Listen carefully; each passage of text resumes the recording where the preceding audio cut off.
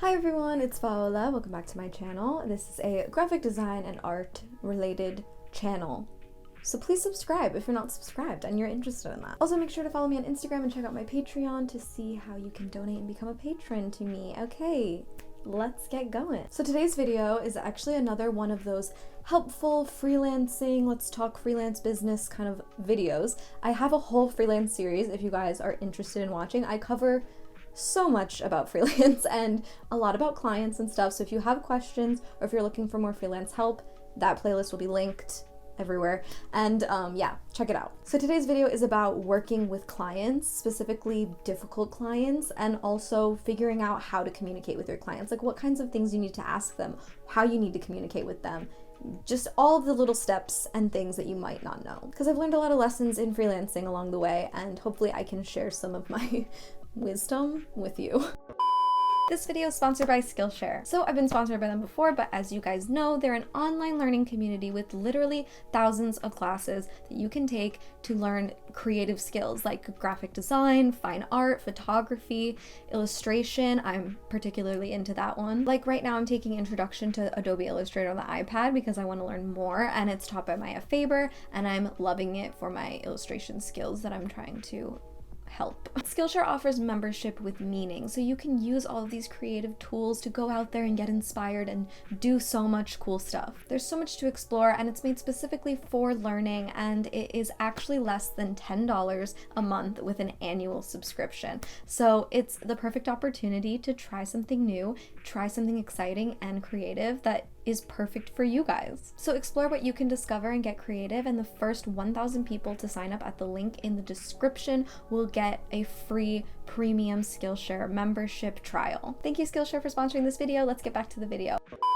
Okay, so first let's talk about how to communicate with your client, like actually. So this would be for like individuals or companies. This would not really be when you're interacting maybe through one of those sites that sets you up with clients and stuff, because I don't really know the setup of those as well, because I don't really find clients that way. I find clients mostly because I do YouTube and I have a platform online, so I don't know how helpful I can be in exactly how to find clients right now. So the important thing to remember in doing freelance and working with people, individuals, companies, is that you do have a lot of power. I mean, you are an individual who's working for yourself. You don't have a boss. You're not answering to people like in a way that a company would work, like someone's above you and you're getting a salary and everything's based off of like the rules you follow and the things you have to do for the benefit of them. You have a lot of power. So it's a really great way to work, and you just have to remember that, because I think sometimes I can do this too, is that in freelance, we get really stressed out. Like someone can come to us and want all these things and kind of talk to us about what they want, and it can seem really overwhelming at first.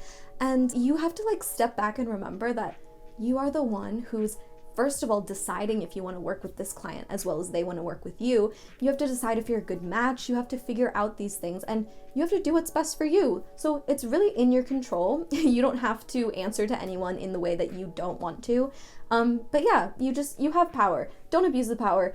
Be nice to people, obviously, but like if you do really badly over the phone, guess what? You don't have to make phone calls because you're in charge. So it might be a little bit different if you're working with a company that has hired you as a freelancer. You might have to sort of act as an employee for just that short amount of time, but you still do have a lot of opportunity to be yourself and have your own boundaries and have all of the stipulations that you have because you're working independently or under a contract, maybe independently with a company.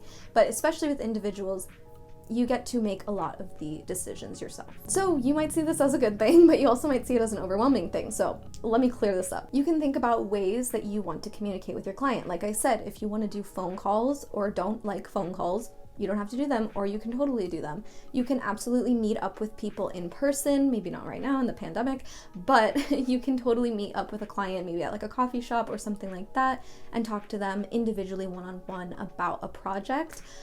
This also helps if you like to do things that are very local, but like if you want to expand your horizons and work with people all over, which like for me, I'm always working with people that don't live near me. So I always communicate online. So working online with someone, you can totally call them. You could do video calls like on Zoom, like video meetings, or if that doesn't make you comfortable and you feel a little bit uncomfortable like that, just work over email. That's still a great way to talk to people. primarily talk to people over email. Some people have come to me and said, like, can we set up a call? And I have done that, but I found that, like, listen, guys, I have a lot of anxiety, and especially just talking to people in that way, I actually feel more comfortable in person with people than I do over a phone call or a video call, which is kind of funny because I make videos, but there's no one like back and forth with me. But yeah, I do handle it very well when I actually do it, but just the anxiety of it just like really cripples me to a point sometimes where I don't want to do it. So sometimes I just work on email with people, and that is fine for me. That has never had any problems. Sometimes there has been a little bit of miscommunication, but you clarify it. So it depends on what you want and what you feel like is easiest for you. So I have a whole video about contracts, invoices, what to send to clients. I have tons of stuff about that in my freelance series, so definitely check that out. But before you send a lot of that stuff, you want to get a basis of what's going on with the client before you make them sign a contract and they're locked into a thing, or they have to pay up front with this certain price. So yeah, definitely check that out if you have more questions about that, linked below. But let's talk about like actually communicating with them before all of the legal parts or you get started on the project. You want to make sure that you're matching up with your client. You don't have to take every single thing that comes to you, and vice versa. You don't have to say no to everything because you don't feel like it's the perfect match. So what I'm saying is you need to find like a balance. Do you feel like you actually can complete that type of project? Do you feel like actually you can do that type of work if someone comes to you for web design and you don't do web design? Be honest, like you don't have to take that on and have it be so complicated for you, because sometimes it's just not a good idea because you're not going to give them the good service that they actually need. I hope that made sense. I hope I'm not just like rambling, but like, find that happy medium in what kind of wheelhouse you want to work in. So the questions I like to ask, especially before we get started in like contracts, invoices, let's start the project, let's sketch, like let's do all of these ideas. I start asking them like, hey, do you have any colors that you associate with your brand, or colors that you just like if they haven't even started their brand or whatever? Like, what kind of colors are you really drawn to? Or, you can ask them questions about their individual company, whatever it is, their brand. Like, ask them questions like, what type of audience are you gearing toward? Like, what's your customer base? What kind of things are you selling, if that is like the case? So you can ask all these types of questions to really get a feel of what type of person they are as well. Ask them if they have any inspiration pictures or anything that they've been looking at, or any other brands that they feel inspired by. Just because people look up to other brands and other businesses, especially when they're starting their own, they're always going to have something that they found interesting, even if it was just a random picture online. Definitely ask them, and you can say you can be as vague as possible. Like, it could be a picture of a tree if you're interested. Just let me know. And then you can get into like more detailed questions that may seem silly at first, but things like, if your company was an animal, what animal would it be? Like, just ask these weird questions that might help you get to the bottom of what their vibe is, what their whole thing is, and then maybe that can help you decide a visual direction to go in. And an important question to ask is the time frame. You want to know what kind of time frame they're working in. Are they in a rush? Can you even handle that rush? Are they really flexible so you can kind of make it up as you go?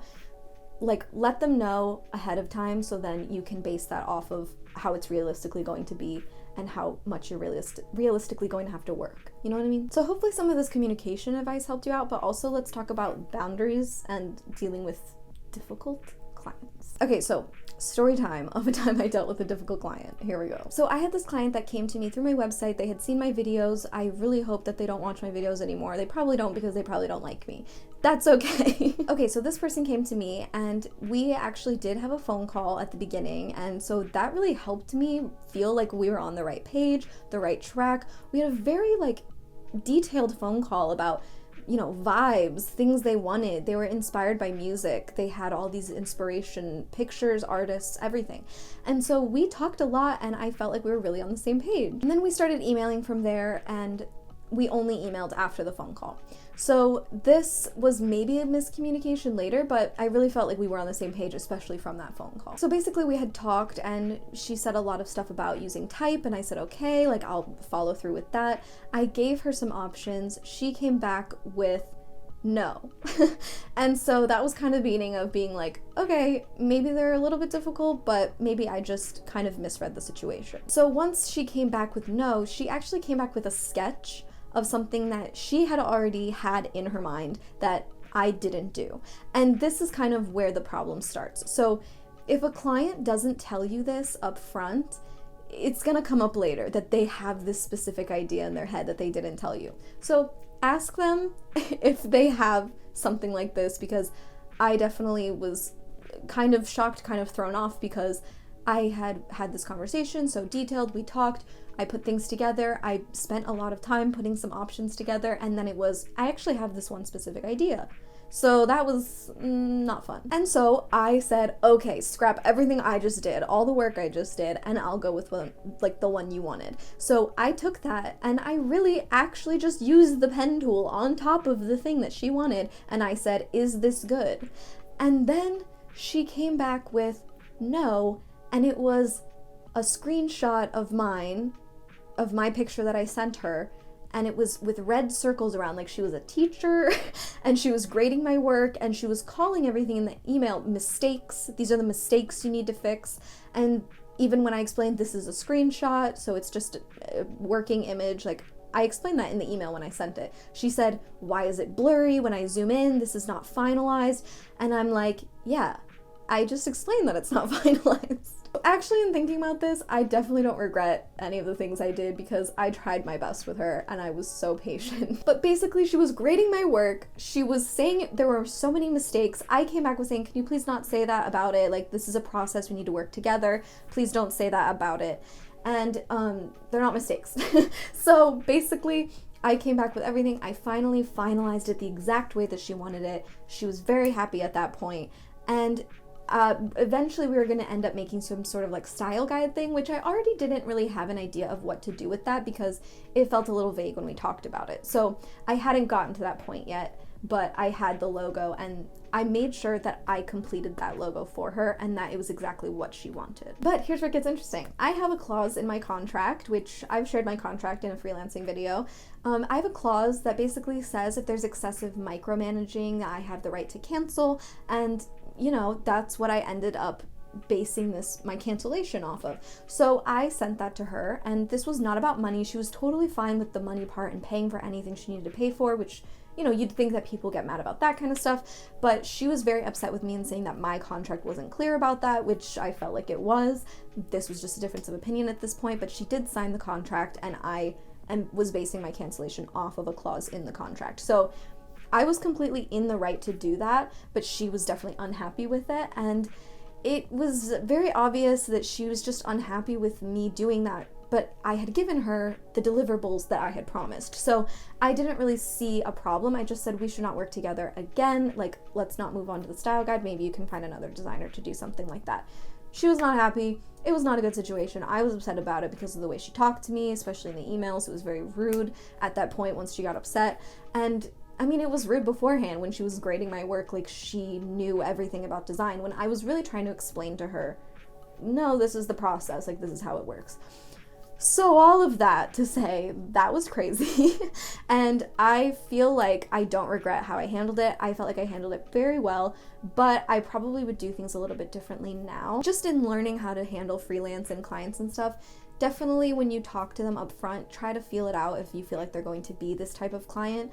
But also if you end up dealing with it, even if this is an individual or a company or something, you have to set your own boundaries. So don't be afraid to like tell someone that you need to cancel, but maybe try to rectify the situation. I think I was so frustrated at the time that I didn't like try hard enough to fix the situation. I just said, I want to cancel because it's stressing me out. So try your best, I would say, is like my advice with that. But, you know, set your own boundaries. Like I said, you are in charge of yourself here. You're your own boss. And that's kind of the beauty of it. Like, you get to also stand up for yourself. Sometimes it sucks because someone's just attacking you personally and there's no company there to help or whatever. But yeah, stand up for yourself and hold your ground, especially with difficult things like this, because some people just don't appreciate designers. But try not to get too like personally attached to this kind of stuff, especially client work. Like, it's not, it's your work, but it's going off to someone else. It's being taken away. So don't get too attached to it and don't get too prideful about it. And just remember that you can set your own boundaries and you can absolutely cancel on someone if you need to, if they're being straight up rude. Okay, so that was my video. I hope that this helped and that you got some advice from it and that you can use this in your freelancing life.